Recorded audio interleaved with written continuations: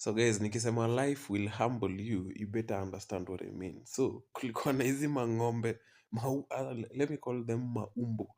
Kuna hizi umbo za zilikuwa shule zinajiita class prefects. Sasa walikuwa wanajiona nikaa sasa wao ndo deputy principal. Hata deputy yako anajisikia vile hao watu hujisikia. Hao watu msee hadi unaweza ekwa kwa list ya noisemakers for sneezing in class. Umesneeze huyo msee ashakuandika amekuchora wewe ni noisemaker. Alafu anyways, hiyo ilikuwa understandable, ilikuwa na hiyo power. So here's the thing, tuna understand you don't like noises. So jana nimeenda klabu kaingia hivi, unajua mimi nikienda klabu na tafutaga perfect spot, ndo zikishika nianze kubanjo.